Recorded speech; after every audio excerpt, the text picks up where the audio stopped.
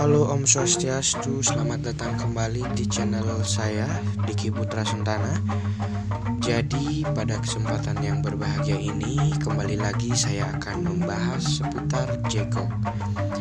Namun kita akan berfokus kepada perkembangan jegok menurut penelitian saya kepada para ahli atau para seniman jegok dan seniman seni rupa.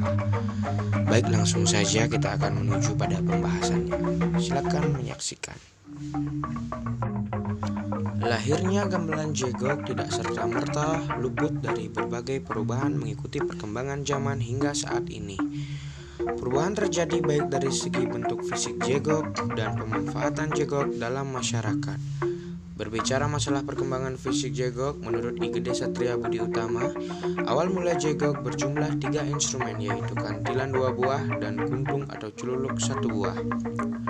Dengan gamelan berbentuk tingklik atau bambu bilah, dan ada juga yang terbuat dari bahan kayu. Kayu yang digunakan pada saat ini itu adalah kayu baling, dan bambu yang digunakan adalah bambu petung.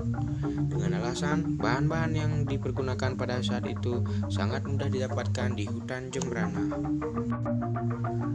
Dudukan daun atau penyangga yang berada di bawah daun guna memberikan efek vibrasi atau menjaga getaran dari daun gamelan jegok pada awalnya menggunakan pelepah pisang yang dihancurkan sedikit hingga sekarang mempergunakan karet dan menghasilkan suara yang lebih baik. Pelawah yang saat ini sudah mempergunakan kayu, pada saat itu hanya menggunakan peralatan sederhana, yaitu batang dari daun kelapa yang disusun sedemikian rupa, walaupun dengan konstruksi yang sederhana namun bisa dibilang kuat pada saat itu, hingga pelawah jegok mulai menggunakan kaki kurang lebih pada tahun 1960 hingga sekarang. Seiring berjalannya waktu, mulai dilakukan penambahan instrumen pada gamelan jegok. Penambahan instrumen tersebut yakni kantilan dan unir.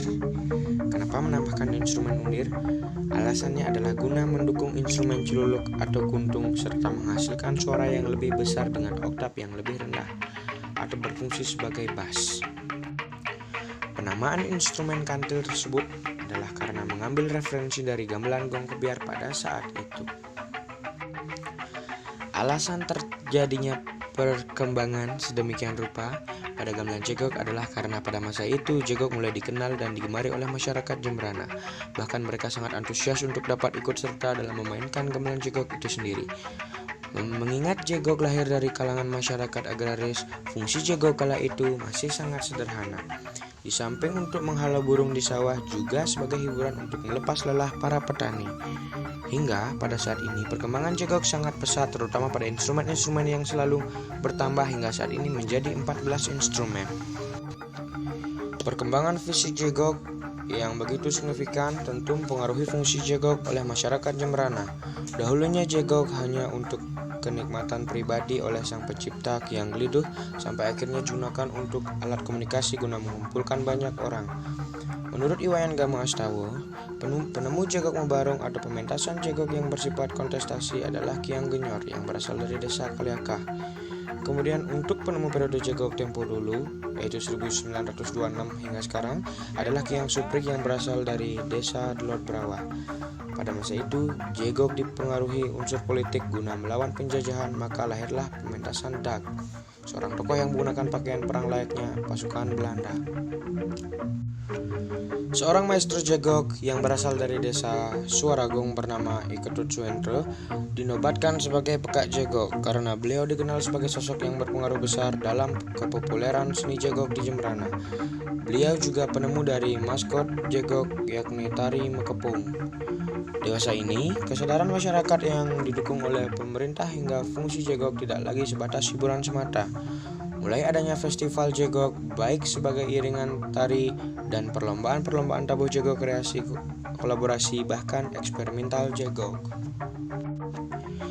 Selain perubahan pada fisik dan fungsi gamelan jegok, gaya bermain gamelan jegok juga mendapat perubahan yang tidak bisa kita lupakan begitu saja sejarahnya.